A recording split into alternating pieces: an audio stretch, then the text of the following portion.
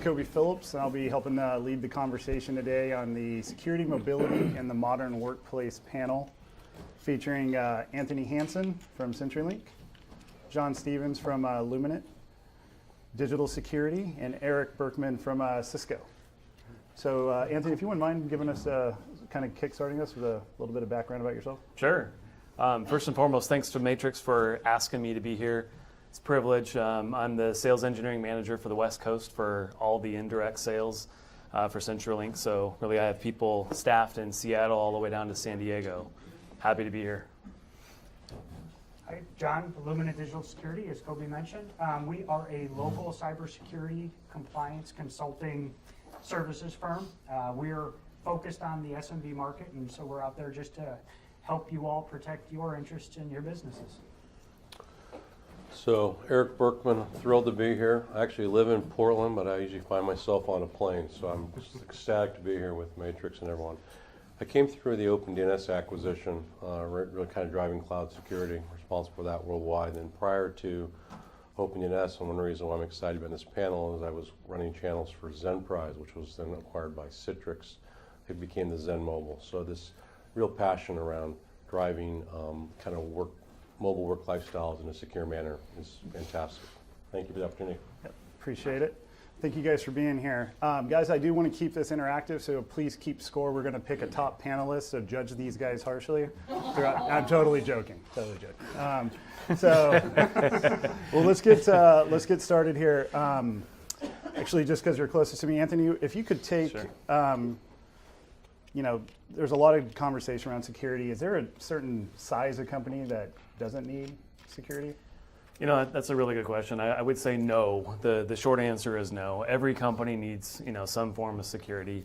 When you look at the smaller players, that typically translates to me that they have, our smaller companies typically have less people, on their dedicated staff working 24/7, 365, to secure their operations. And so those are typically farmed out to companies, MSPs, so to speak, to help, drive some of those security enforcement, policy creation, reviews, those types of things. And then, of course, the larger companies, as we all know, they absolutely need security. Without security, we see things like Target, we see things happen that, things that are overlooked from that perspective. So I look across the board, I see SMB all the way up through the largest enterprise.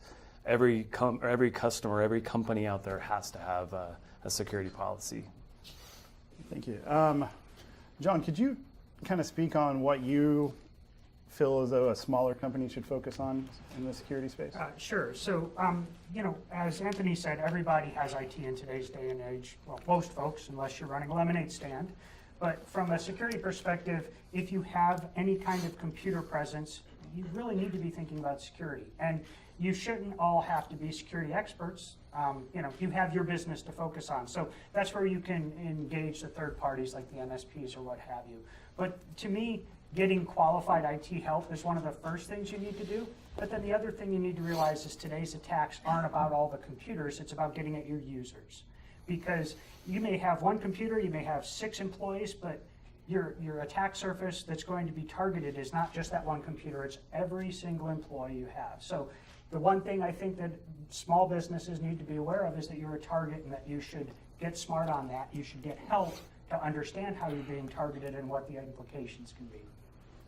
Thank you. So Eric, would you kind of go over where you think DNS and the importance of DNS in the environment plays here? Yeah, no, that is. No, but it's important though. And I think actually what John was just talking about regarding the user, more of the issues taking place is if you are driving information to the cloud, your login credentials. That is, how users give those up. That is what's happening. It's not sophisticated attacks do occur, but more often than not, it's I've compromised someone's login credentials, and from there they have the keys. And that does roll into this idea of recursive DNS and authoritative DNS. DNS has been around for over 20 or 30 years. It hasn't necessarily been used in a security context until recently. And so what I would, and I strongly believe this even when I came through OpenDNS, was 90% of the world's malware last year that was cataloged in the wild used DNS somewhere in the kill chain. And 60 to 65% of the clients that I speak to don't have a DNS-specific security process. And so I think it is important to maybe understand, am I utilizing this? And if you think about all the internet-based things you hear about, command and control callbacks, phishing, all these are web or internet handshakes to the internet. What's the first handshake to the internet? It's a recursive DNS call. And to John's point about personnel, every time you bring something into your environment and you have to remediate, that is very taxing organization. And there's a lot of technologies out there, Cisco being one, but there's other ones out there where DNS is happening prior to connection, and so you're avoiding stuff, taxing your HR people and your security assets on the ground. So you kind of mentioned some of the ways that people are getting attacked briefly in your statement there. A lot of concentration around phishing. And how are hackers phishing today, Anthony? Where are you seeing that? Obviously, tons of email access. One way that we combat that is, by doing phishing campaigns as a service. So what we'll do is we'll put a campaign together. You guys are probably familiar with the concept, but the idea is let's pick out some folks in the organization that we're going to send a phishing email to. It's fake, but it looks extremely legit. And let's see what the click-through rate is. How many C-level folks, how many directors, how many VPs, how many frontline folks, how many people out in the field. Where are we getting the strongest, click-through rate? And so that's one of the campaigns and techniques that we use to prevent, some phishing. Phishing will always live, in my opinion, as long as there's email. And obviously, people have phones on their desks. There'll always be campaigns to break into the system, so to speak. But that's the campaign is one of the best ways I've found to educate. And once you've set that baseline education, you can go back to those C-level folks. You can go back to the directors. Folks inside the business and say, hey, 2 weeks ago when you got that email, that was a fake email. You click through and actually put your credentials into the website. This is exactly what we need to prevent from happening in the future. And so a lot of it, for me, starts with education. And I don't know if you guys share that same. Absolutely. And in fact, if you think about all the job roles in your companies, some roles are going to be more susceptible to that type of attack because of the nature of the role. So for example, sales. They're always looking to get that PO or that next engagement. Accounting, they're expecting to get invoices. The bad actors know these things, and so they're going to target those aspects of your organization that are more susceptible because you have to interact with the public. Everybody's got an HR inbox, right? Well, HR has to open resumes, right? So there's built-in things that that you can be targeted to. And one of the things that we like to do is we like to target our campaigns to the business so that we are targeting them in a way that aligns with their job function. And that's where you can really get some power, is when you can align it to the job function, you can tailor a campaign, send it to a particular department or a group of people, and then provide that feedback and training so that you're protecting them against the threats that they're most likely to face. So it sounds like these campaigns are a great way to test and train your staffs. Yep. Would you say, what would be some of the goals of these companies that are doing the phishing? Obviously to get the data, but is there anything beyond that? Most of the time in our practice, what we see is they're trying to get credentials. You can send a phishing email that can take somebody to a link that'll download software to get you on their computer. Well, that's great, but then you have to deal with antivirus, spam filters, all of these technical controls. But if I can get somebody to give up their password and then not let them know that they've given it up to an illegitimate actor, I've got that, and then I can take my time to figure out how to leverage it. We've seen organizations that gave up a set of credentials that directly led to complete network compromise, because then once they've got valid credentials, they can walk in the front door because they've got a badge or a pass or a key, however you want to insert the analogy. They've got access. And so how many of you have remote access in your environment? How many times is that remote access tied to your one set of credentials that's the same one as tied to email? That's how we can get in. That's how you get access. So of course, throw some multi-factor in that and make it harder. But anyway, right. I assume we'll cover that in a bit. On that note, it's a good transition actually. So, Eric, could you kind of speak on, and it's a little bit of a curveball for you, but kind of tailoring it off, but putting a two-factor into place? Yeah, a lot of different things, a lot of questions around that. I think, there's all these concepts like Google Beyond and things you read about, which is the first thing I would argue, and I think you're absolutely right on, we talked about this idea of credentials and where that goes, is you drive more and more cloud properties and more investment in there. When you look at cloud security in general, there's a couple ways to start moving that. First is this identification, and then the behavior that's taking place with the cloud applications, and more importantly, things like OAuth and some of those things. Because what people don't understand sometimes is with OAuth, there's communication taking place between cloud services that you never see. So this idea of there's an executable or service that you're going to see through an IPS or something else, that's actually kind of BS, frankly. And so one of the nice things that a two-factor conversation is that you're acknowledging who you are. You're not necessarily, when you start using biometrics or thumb scan that's all happening, you're not dependent on the device now either. And think about just from an operational perspective, whether it be a bring your own device or a corporate device, keeping track of all that can be very challenging.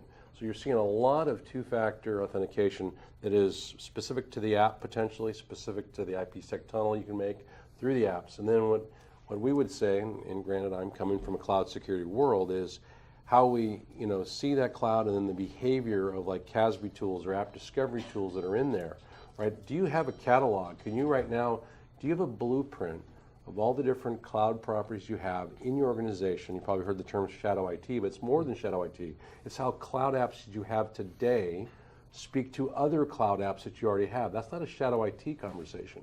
It's the behavioral analytics between those.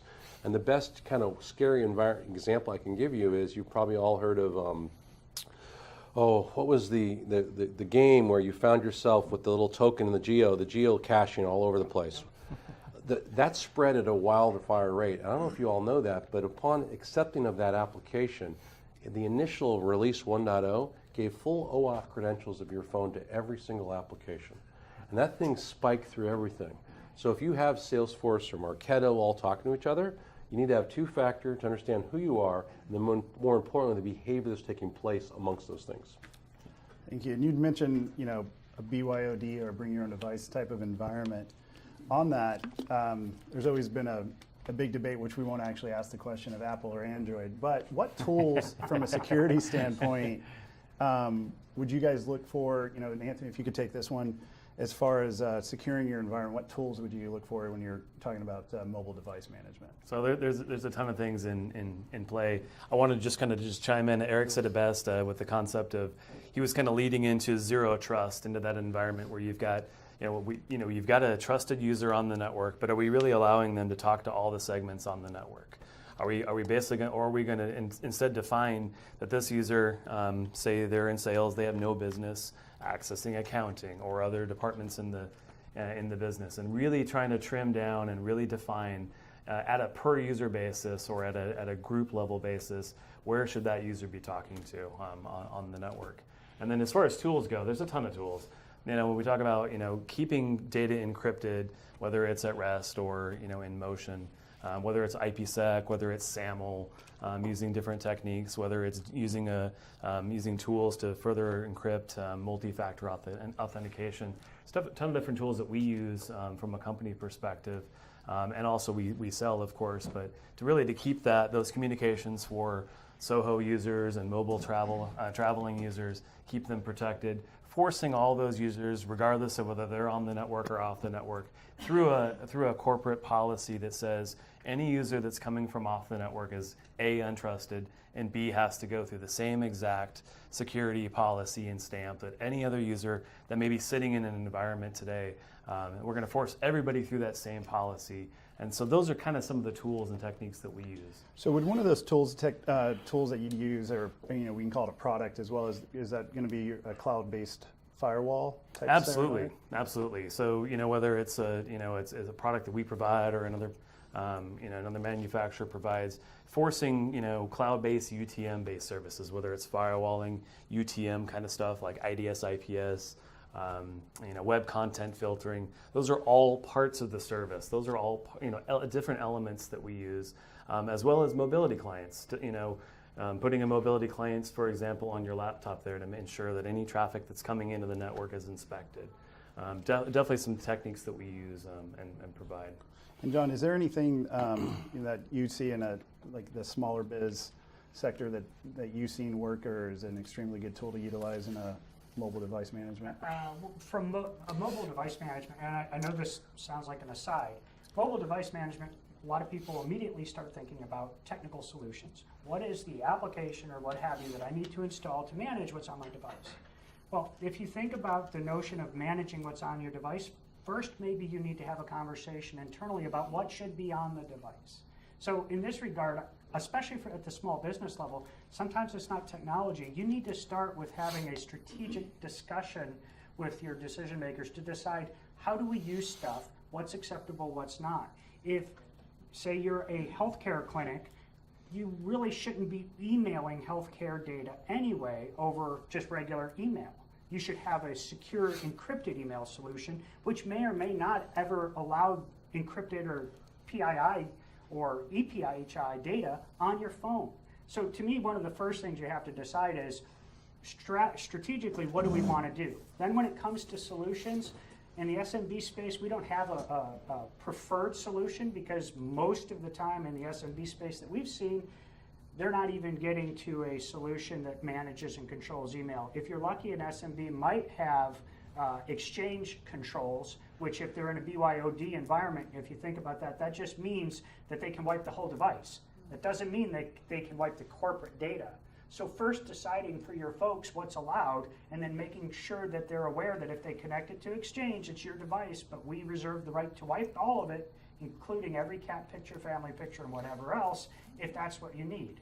And if that's not acceptable to your culture, well, you might need to consider a different approach. Maybe BYD isn't for you because you don't want to wipe your employee's personal device.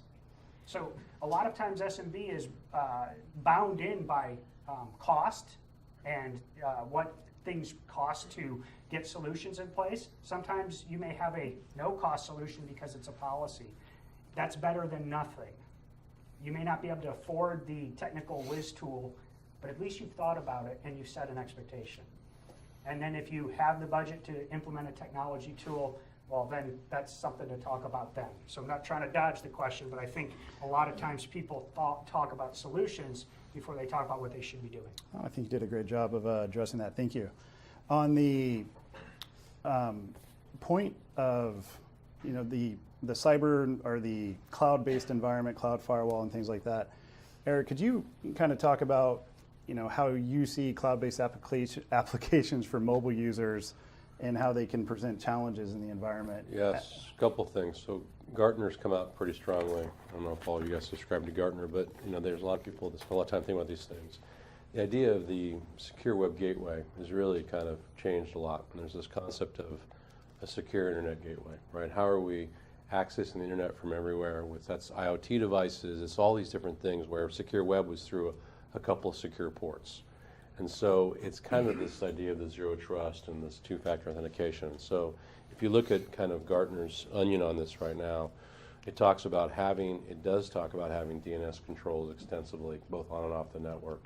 It then talks about intelligent proxy capabilities. The ideas of running stuff through a full proxy, and by the way, there's proxy technologies now in the cloud.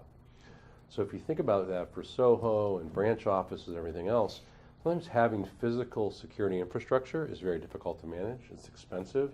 Even if it's a virtual appliance, it still requires some type of ongoing management of RHEL levels, even if it's a VM sitting on top of a hypervisor. So they're driving this idea of intelligent proxy information based on usage and behavior patterns, moving up to CASB controls, this idea of cloud access security, that whole OAuth and handshake, right? And so I would really, what gets exciting is the bad guys, the bad actors have been using grid computing through the cloud forever, right? They've been staging campaigns with all of this technology, and we've initially were so concerned about putting security controls in the cloud that we were literally fighting things, I think, with an arm tied behind our back with the physical CPU process and tools at those individual branch layers where there's, and by the way, the attackers, they don't attack your headquarters, right? That's where all your sexy security tools are. They come into the branch, they capture the ID creds, and guess what? Then they can walk in the front door of the headquarters. They're welcomed in, right? And so I would argue that take a look at all the current security stack tools you have and look for tool sets that are existing in the cloud in a native fashion, and they're integrating and they're leveraging live intelligence. The days of static intelligence, if you think about all these things around cloud security, are gone. You have to have intelligence running through 24/7. Do you feel comfortable where it's coming from, how it's been validated, and the sources? There's so much instrumentation taking place now, and everything we do, we're using that now in security, and that gets really, really exciting. So I apologize for the long Maybe answer if I there. can just kind of bolt onto that. Eric mentioned actually both of these guys have made some excellent points. But when we talk about moving things off of your premise and your data center into the cloud, back to that whole point of who's watching the cloud.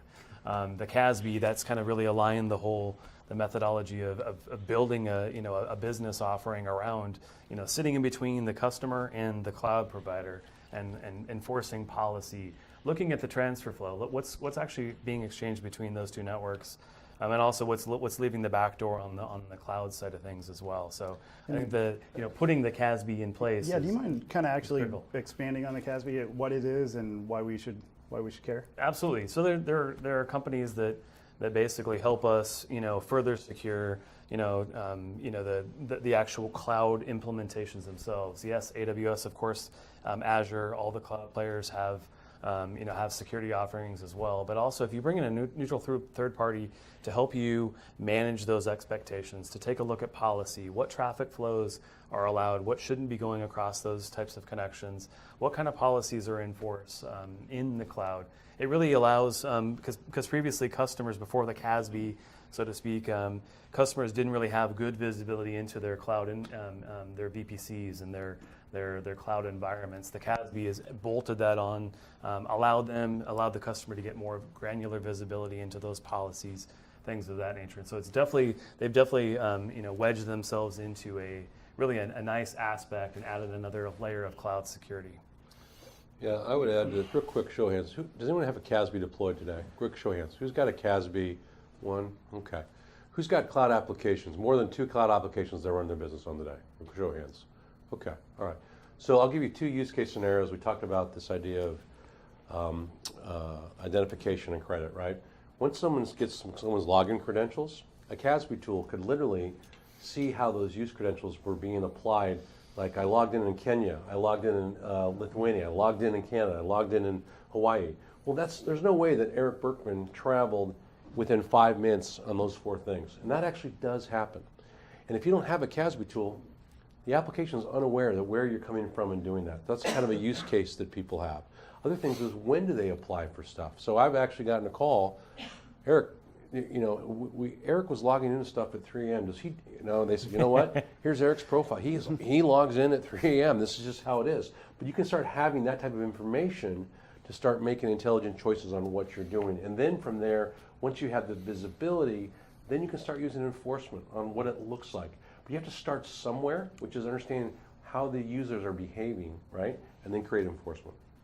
Well, on that note, kind of speaking of some additional tools or protocols, SAML or SAML. Does anybody want to jump in on that and expand on that? So I have a CISP here. Go right ahead. That's why you have. That's why you got CISP. I can tell you what it stands for. Most of our client base aren't using those types of solutions. To go back to the point that Eric made about the odd hours login, one of the things that I think is most effective with that is if you know your business and you know your folks, maybe you don't need to even let Russian IPs hit your firewall. So, as far as Absolutely. That's an excellent point. Yeah, Excellent absolutely. point. I so totally many agree. of our customers that we work with, they have a certain footprint, whether it's geographical, country, or in some cases, say, North America. They may not ever need to do business or expect to do business at this stage in their life cycle with certain countries that are maybe reputed to be known bad actors with regard to hacking. My first question is, why even let that traffic hit your environment? Why not just stop it? If you know that you're not sending anybody to a certain geographical location, why expose your services? So I kind of dodged your question.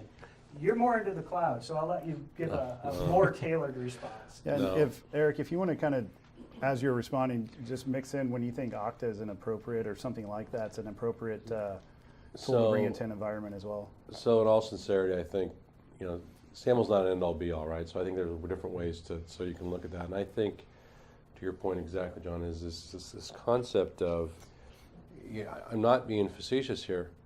I always tell people, hey, whitelist first. Tell me why everything else it should be no, and then we whitelist and go from there and see how your users react. And I know I'm taking an extreme position, but then at that point in time, if you think like that, then SAML and everything else doesn't happen. And when I look at Okta, I see Okta in this classic two-factor authentication, right? That's whole same motion of who you are, what we are, and then multi-factor approach, right? And the thing that's great about cloud-delivered stuff, everyone in this room can start having a two-factor, multi-factor on their phone now. You guys are all mobile users. The cost structure is driven down aggressively through cloud unification.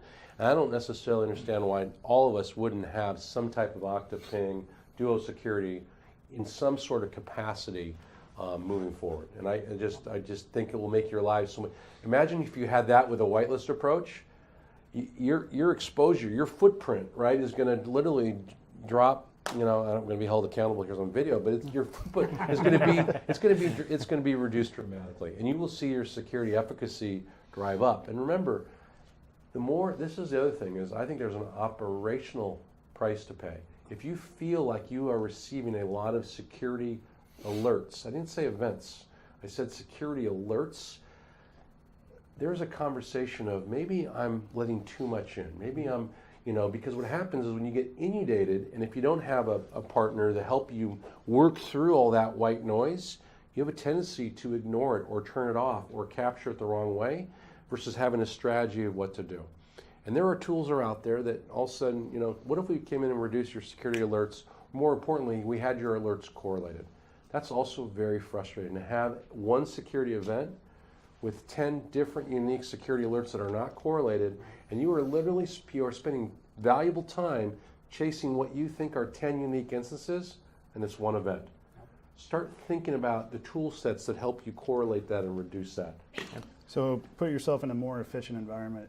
It's kind of the overall message I think that you guys have done a good job of expressing today. I'm out of my questions, but we have a couple minutes, and I was going to see if there was any questions that anybody had in the crowd for the panelists up. If not, then we'll politely thank you for your time and dismiss you guys, I guess would be a good way to put it. So did we have any questions by chance, audience? I do. I keep getting a lot of certificate of authenticity, and it seems like the address is the same as what I'm trying to advance into. So I will say yes, but then I just read this security thing that says you should never say yes. And like what you were just saying about how, you get 10 attacks or whatever, I'm just wondering if I have to have an evaluation to see where I entered into something that I didn't want to because I've been saying yes to something maybe I shouldn't have. It's possible. Small business, medium-sized business? Yeah, small. Do you use self-signed certificates? Or basically, security certificate is supposed to do two things: verify the identity and encrypt the traffic. Right. So if it's not verifying the identity, it might be still encrypting the traffic. So that could be good in regard to if it's self-signed. But more often than not, what that indicates is you're not communicating with the person that you think you're communicating with. Right. So you may have encrypted traffic, and that's very friendly of the attacker because he or she's making sure you're not sharing with everybody. Right. But you may be sharing with somebody other than who you think you are. I guess at this point I don't know. That's the point. Is I don't know how to tell whether it's authentic or whether it's. It shouldn't take too long to get to the bottom of that if you talk to somebody who can deal with that type of environment. It's not rocket science. Most of what we do isn't. Okay. Yeah. Yeah, I would say that's a good segue to kind of speak on.